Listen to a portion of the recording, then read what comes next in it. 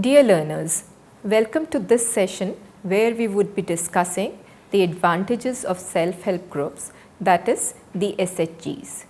In earlier sessions, we had discussed the concept of self-help groups and why they are formed, the need for the self-help groups and how they are formed. So, the whole structure we discussed, and in this session we would be discussing the benefits and the strengths of self-help groups and what are the different stages in the formation of the self-help groups in the later stage. So, in this session, particularly in this session, we will be discussing the advantages. So, first we need to understand why we need to have advantages. Advantage for anything, there can be two variants, advantages and disadvantages. So, we need to understand why we discuss the advantages for a specific case. In our case, it is self-help groups. So, advantage means some kind of strength, some kind of benefits related to that particular area of study. So, in this case, it is SHGs. There are two types of advantages related to SHGs. One is the general advantage and the other is the specific advantage.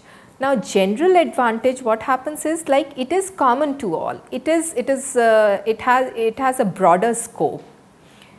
It is wide in range, whereas specific advantage, it has a narrower scope and it is not so broad. It is only limited to a particular group. So, this kind of advantages occur in self-help groups. So, when we see the general advantages, you would find that the general advantages usually happen in case of self-help groups or SHGs. Usually it is related to the poor who are isolated, who are dispersed, who do not have the power to influence those aspects that affect their lives. They have the authority to protect their own interests and they increase their opportunities once they are organized. The poor women's ability to articulate one's own demands and mobilize the collective action also is done through SHGs. Now, these are broader aspects, the general advantages. In this case, the poor, they try to help themselves. Their own group helps them by taking steps to uplift them, to improve their standards. SHGs also teaches the rural women or the downtrodden women the finer points or the finer aspects of savings. Now, in general advantages, we also have the credits which can be extended to a large extent to different parts of the society, to the downtrodden. Now, apart from the members also, this credit can be extended. Facilitating the decision making capacity so that they can think about themselves and work towards the upliftment of themselves on their own. That means self-dependency is reduced. Then it enables and empowers them to move forward and expose them to various horizons. Now, I will give you an example in empowering themselves and moving forward is happening basically in agriculture sector, where women are coming forward and they are exposing themselves, they are using the technology. They are using certain kinds of technological means to expose themselves and use that particular knowledge to enhance their agricultural farming. Now, it also fills in and boosts the confidence when applying for the bank loans and the ability to take on leadership roles for community work. Now, in this case, when general advantages, we are discussing the general advantages, the poor, the women, they develop an ability to take on the leadership roles and work for the community. And then they can, the pooled resources that are important to members for use in times of crisis, and they develop a sense of security. That is very, very important for an individual, because once a person has the sense of security, the confidence level increases and the person, be it women or men, they tend to develop that kind of self dependency in themselves. So, this is sense of security. Now coming to the specific advantages. When we talk about the specific advantages, it is the emergence of collective self-efficacy. Now this word is very important. Collective self-efficacy means that the efficiency of each and every member of the group combined together. This is known as collective self-efficacy. Now goals that are visualized by community members as external to their control are then viewed as within the grasp of their collective forces. Now in this case, I will give you an example, a simple example. Now this is quite an old story which we have been told about by our grandparents quite often, that when you are united, you are more powerful. And when you behave as an individual or single, then your power is not it cannot be influenced. So you cannot influence people or the society with single handed efforts. If it is a collective effort, then the impact is more. So this is known as collective self efficacy. Then we come to the increased ability of women to mobilize the public and private sector services for their own benefits. Now the women, they develop a certain kind of ability. I am talking about the specific advantages in this case. So they tend to have the awareness, and then they can communicate between the public and private sector services for, say for example, getting loans from banks, say for example getting the schemes approved, the government schemes approved through the government organizations, etc. Then we have enhanced social status of women in family and community. With the increase of self-dependency and self-efficacy, the women they improved their social status. They are not treated as weak. They have a standing in their family and the community. Then the inculcation of thrift habit. The women, they develop a kind of savings habit, because most of the time what happens is whatever the amount they get from their husbands or brothers or parents, they just use it for the household jobs or getting the rations, getting the food, getting other things, and they don't have the habit of saving. So SHGs, they inculcate the habit of saving amongst the members. Now, and the development of credit management skills. Now, this is also another important aspect where the members, they develop how to manage the credits. Now, if you are taking the loans, how to repay the loans, how to use the money in a profitable manner, so that at a later stage you can repay the loans. So, the development of credit management skills is also a specific advantage. Now, other specific advantages are increased income in hands of women, used for welfare of family, education of children, improved child health, improved nutrition, and of course reducing the poverty. This is again a specific advantage. So when women become self-dependent, they understand the role and they come to know about their ability, their inherent powers.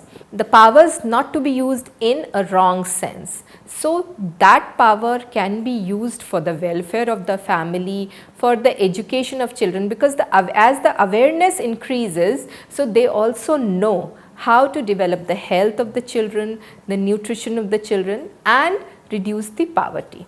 Then this other part of the specific advantages, belonging to a group that can change the way women think about themselves and their ability to act independently. As I talked about, it is self-dependency. Then groups give women social leadership through the collective strength to lobby and campaign and achieve tasks beyond the ability of a single woman. So they can collectively achieve certain goals which they would not have achieved while being doing the things single-handedly. A very good example of this is the self-help groups, the women self-help groups across the country. Somewhere around in April, mid of the April, somewhere around 20,000, more than 20,000 self-help groups, the women, they started making the masks together and supplying to the people who are in need of the masks during the pandemic, during the present COVID-19 crisis. So this is a very, very good example of combating the crisis, coping with the crisis, and understanding how we can serve the community through collective strength. Now in this case, one thing is very important to note, that apart from apart from developing their own skills or being self-dependent, they are able to help others also in turn. So it is a broader aspect. That means they are going aboard, and they are taking charge of situations which can be taken care of. Then we have groups that can help women feel valued and to know their needs, know their specific needs which can be considered. SHGs can achieve economic security for women and their families, and they increase security in the personal development also. Now they are able to stand and talk in front of others, deal with people, deal with certain kinds of unpleasant situations also, and they can take the decisions on their own.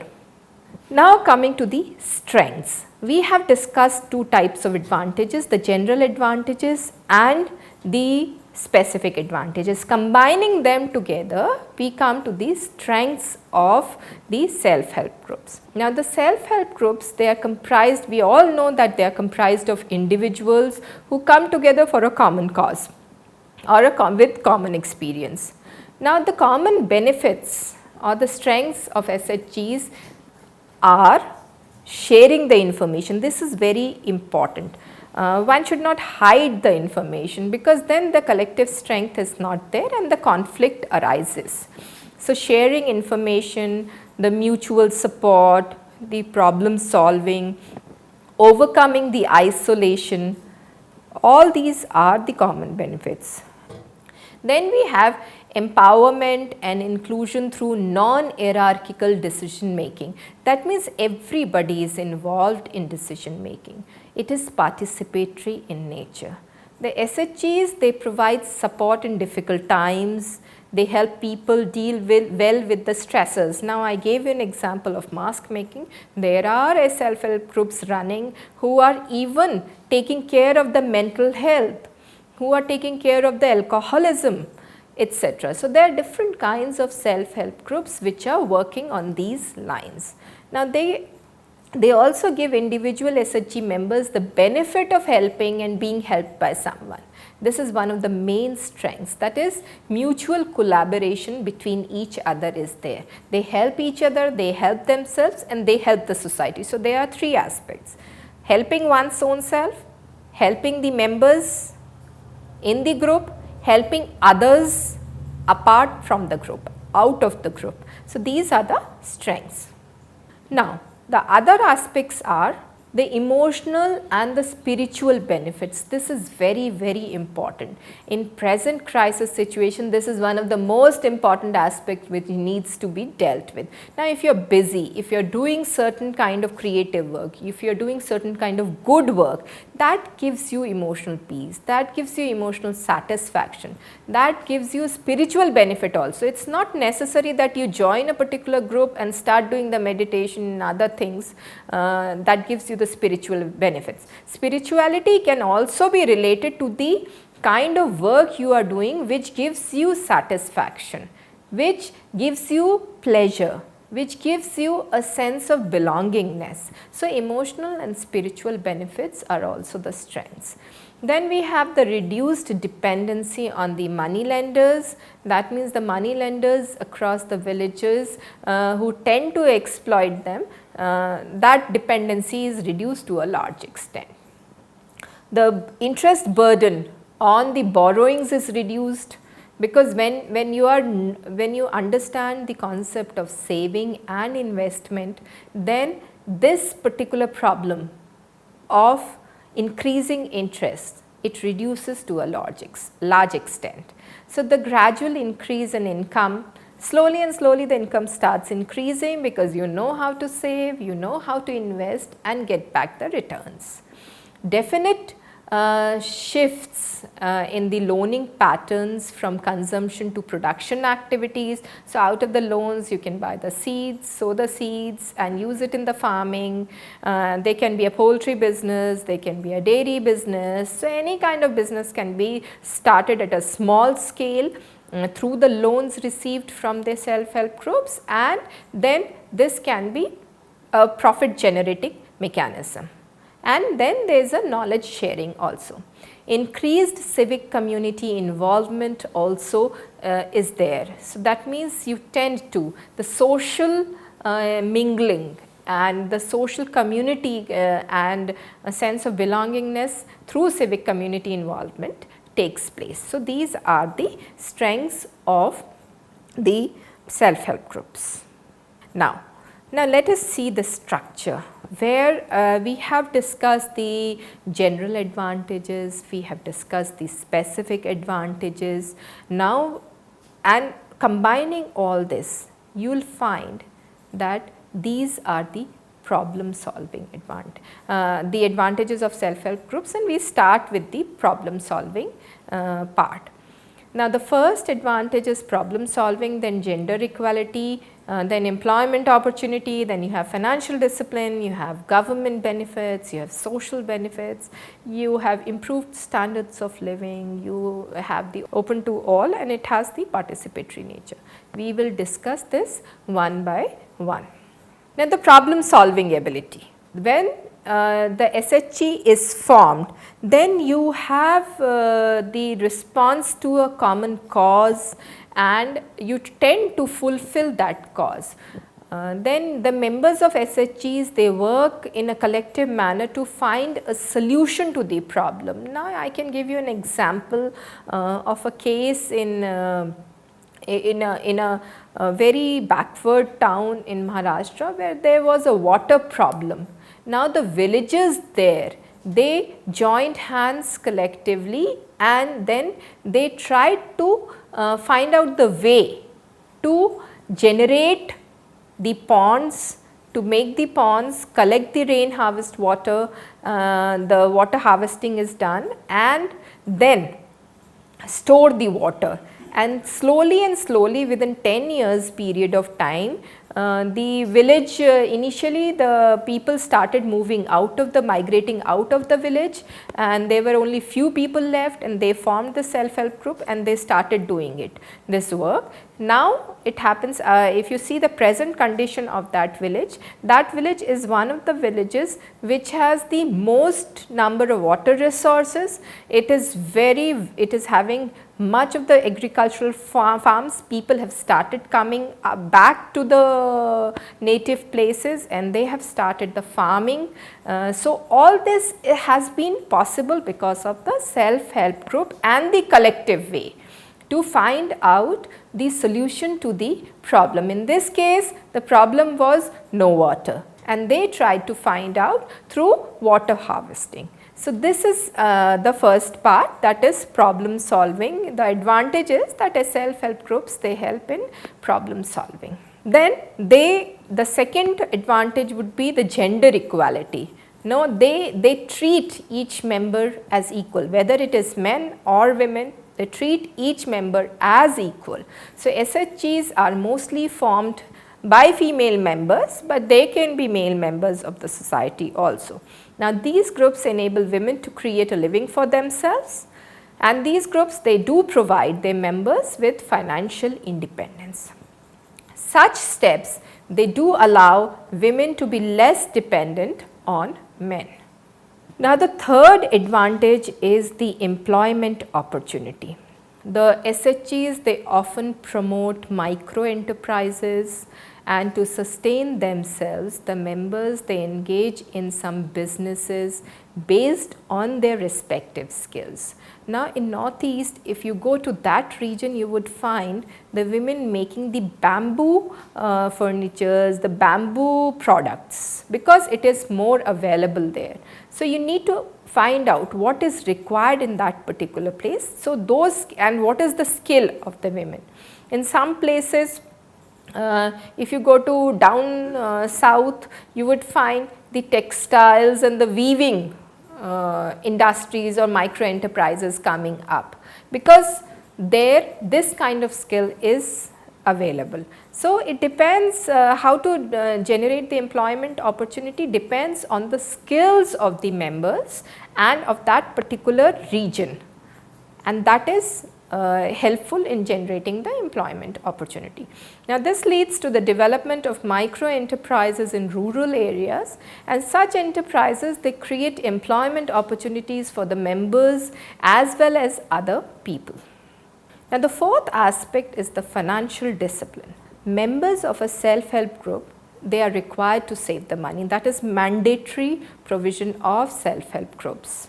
So they are required to save the money, and then they create a pool of funds. Now this generates the mandatory requirement of saving the money. This generates a kind of financial discipline amongst the members, and this attitude can be dispersed to the other people of the society who may not be the members of the group. So the members then create a pool of funds from which any member can take a loan at low interest rate. So this is generating awareness also. The other members, they keep a check on the borrowing member. Now this is again very important, that monitoring is there. So the members, they keep on monitoring the members who have borrowed, so that they do not default on the repayment of rolls. So that is another important aspect. So this generates financial discipline. Now the fifth aspect is the benefits of the government schemes. So there are schemes available by the government for the rural people. So SHGs are entitled to several schemes from the government. So this information, it reaches to SHGs, and they try to use those schemes for the benefit of themselves, for their families, for the co-members, and for the society as a whole. So formation of these groups, it allows the government to easily locate the people who are entitled to government benefit. SHGs can even take bank loans. One such scheme is the SHG Bank Link scheme by NABARD. Now we come to the social benefits. It is easier for members to voice their opinion collectively. This is very important. The SHGs can take active part in rural democracy, such as panchayats. Now in this case, what happens in villages, if you go and if you see, usually the panchayats are formed of male members, and they have the domination over the women, and they take the decisions, and that decision is percolated to the families, respective families. But now if you see, there are many changes occurring even in panchayats. There are panchayats where the sarpanchs are women, and in rural democracy, this is one of the major changes, and they are ready to take the decisions. They are known to take the decisions independently. So in this case, SHGs play an important role in supporting those women and taking part in voicing their opinions. So they lead to rural development and bringing the social equality amongst the villages. The other strength or the advantage is the improved standard of living. This is one of the most important aspects. It's like when the poor is not understanding, they just need food and food for living, and say some kind of place to sleep, but they do not understand the importance of other parts like hygiene. They do not understand how to maintain the house. So, the collective efforts by SHGs help in improving the living standards, and they are well aware on matters such as family planning, healthcare, employment and education for children. The last part is the open to all. It is open to all, it is participatory in nature, and there is no restriction on who can be the part of an SHG, but there is a restriction of number of members.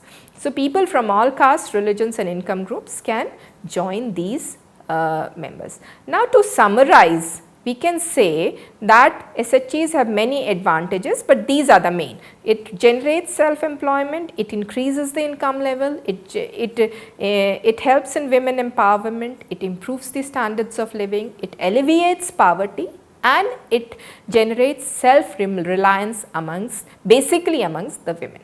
Thank you so much.